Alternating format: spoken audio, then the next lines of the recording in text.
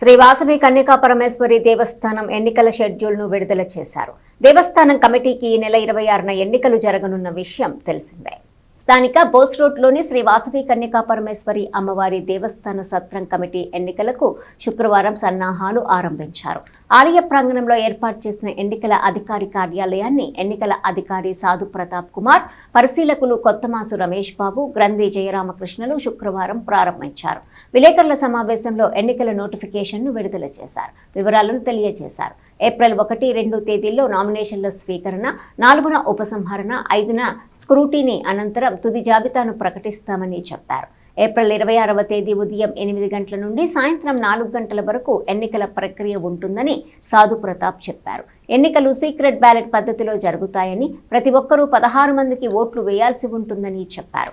ఎన్నికల ప్రక్రియ ప్రశాంత వాతావరణంలో జరిగే విధంగా అందరూ సహకరించాలని కోరారు. శ్రీ వాసవి కన్యకా పరమేశ్వరి అమ్మవారి దేవస్థానం సత్రం కమిటీ 2026-2029 సంవత్సరాలకు గాను పాలకవర్గం ఎన్నికలు 30వ తారీఖు జనరల్ బాడీ సమావేశం జరిగినప్పుడు ఏప్రిల్ 26వ తారీఖు ఎన్నికలు నిర్వహించాలని చెప్పని జనరల్ బాడీ సమావేశంలో తీర్మానించడం జరిగింది. ఆ సందర్భంగా ఎన్నికల అధికారిగా నేను ఎన్నిక కావడం జరిగింది. నాకు సహాయకులుగా, పరిశీలకులుగా కొత్తమాసు వెంకట సురేష్ బాబు గారిని, అలాగే మన గ్రంథి జయరామకృష్ణ గారిని తీసుకోవడం జరిగింది. దీంట్లో భాగంగా ఈ రోజున ఎన్నికల కార్యాలయం ఓపెనింగ్ చేసి ఎన్నికల షెడ్యూల్ రిలీజ్ చేస్తానికి మీ అందరి సహకారం కోసం పిలవడం జరిగింది. ఆర్యవైశ్య సత్రం కమిటీ పాలక వర్గంలో పోటీ చేయాలనుకునే వాళ్ళు 33 మార్చి 30, 31 ఈ 2 రోజులు మన కనికా సమ్మర్ దేవస్థానంలో కలిగిన 3వ నెంబర్ రూమ్లో ఉన్న ఎన్నికల అధికారి కార్యాలయంలో నామినేషన్లు ఇవ్వబడును. అలాగే 1, 2 తేదీల్లో మీరు తీసుకున్న నామినేషన్లు పూర్తి చేసి మీరు మాకు ఇవ్వటానికి మేము ఎప్పుడు కూడా ఉదయం 10 గంటల నుంచి సాయంత్రం 4 గంటల వరకు కూడా అందుబాటులో ఉంటాం.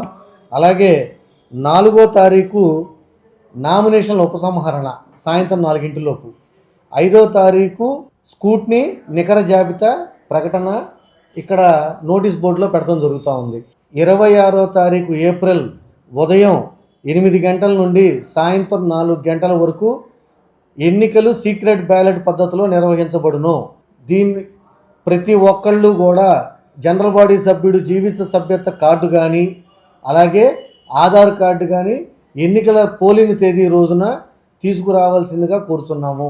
అలా ఉన్న వాళ్ళనే లోపలికి అనుమతిస్తాము ఎలక్షన్ వేయటానికి, ఓటు వేయటానికి. అలాగే ఎన్నికల అభ్యర్థులు కూడా, పోటీ చేయే అభ్యర్థులు కూడా వారి జీవిత సభ్యత్వ కార్డు అలాగే ఆధార్ కార్డు తీసుకురావాలి. వారు పోటీ చేయదలుచుకున్నప్పుడు వారికి 2 సభ్యులు, ఒకళ్ళు ప్రతిపాదించిన వారు, ఇంకొకళ్ళు బలపరిచిన వాళ్ళు, 2 సంతకాలు కంపల్సరీ. వాళ్ళు కూడా కన్యకా పరమేశ్వరి అమ్మవారి దేవస్థానం జీవిత సభ్యులే ఉండాలి.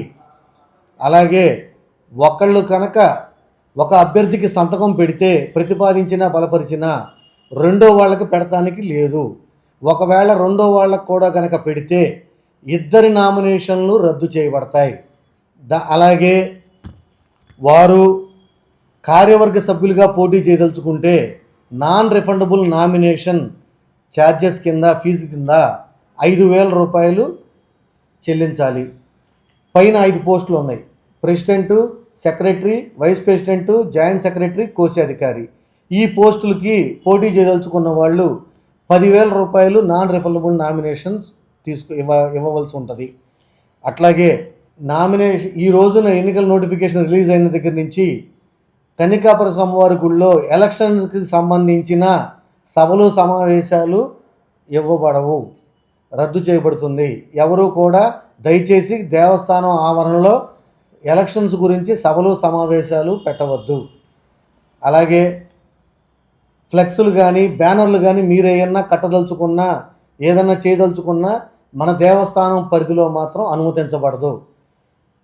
ఇంకొకటి ముఖ్యంగా మీరు గమనించాల్సింది, గత జరుగుతున్న పరిణామాల దృష్టిలో ఉంచుకొని ఎన్నికల అధికారిగా మేము తీసుకున్న నిర్ణయం ఏంటంటే, అమ్మవారి దేవస్థానం కించపరిచే విధంగా ఏ ఒక్క సభ్యుడు ప్రవర్తించనో అతని మీద తగిన చర్యలు తీసుకోబడతాయి. ఇది నోట్ చేసుకోవాలని చెప్పి నేను మీ ద్వారా తెలియజేస్తా ఉన్నా నేను. అలాగే ఇవాళ సాయంత్రం నుంచి మన అమ్మవారి గుడికి ముందర ఉన్న 2 గేట్ల ముందు కూడా నోటిఫికేషన్ తాలూకు వివరాలు ఫ్లెక్స్ రూపంలో ఒక 2 బోర్డులు కూడా పెడతాము.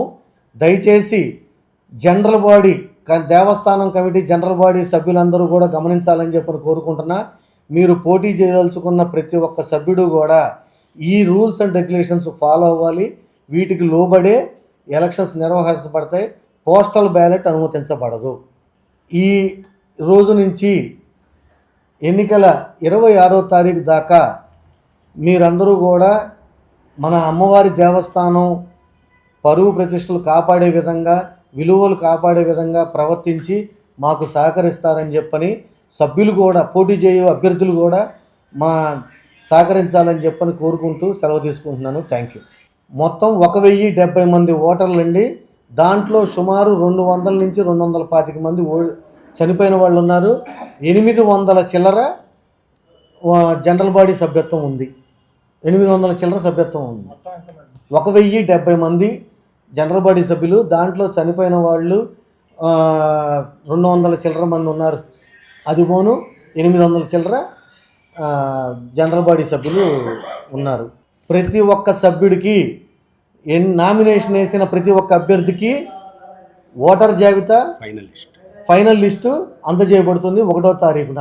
ఏప్రిల్ 26వ తారీఖు ఆదివారం ఉదయం 9 గంటల నుంచి సాయంత్రం 4 గంటల వరకు పోలింగ్ నిర్వహించబడును. 4 గంటలతో గేటు మూసివేయబడుతుంది. 4 గంటల లోపు వచ్చిన వాళ్ళందరూ కూడా అనుమతిస్తాం. ఎంత టైం అయినా కానీ మేము అనుమతిస్తాం. అలాగే ఎన్నికలు అయిపోయిన తదనంతరం అదే రోజు కౌంటింగు, అలాగే ఫలితాల ప్రకటన. ఒక్కొక్క సభ్యుడు, అధ్యక్షుడు, కార్యదర్శి, జాయింట్ సెక్రటరీ, వైస్ ప్రెసిడెంటు, కోశాధికారి 5 షీట్లు ఉంటాయి. అలాగే కార్యవర్గ సభ్యులందరికీ కూడా 1 షీట్ ఉంటుంది. అంటే ప్రతి ఒక్క సభ్యుడు 16 ఓట్లు వేయవలసిందే. 16 ఓట్లు వేయాల్సిందే. అలా వేసిన ఓట్లే మేము పరిగణలోకి తీసుకుంటాం. 16 పైన ఏదన్నా ఉంటే మాత్రం అవి పరిగణలోకి తీసుకోబడవు, రద్దు చేయబడతాయి. 16 లోపు కావాలంటే వాళ్ళకి ఇష్టం అయితే వేసుకోవచ్చు, లేకపోతే లేవచ్చు. కానీ 16 పైన ఓట్లు కనుక ఉంటే మాత్రం అవి రద్దు చేయబడతాయి.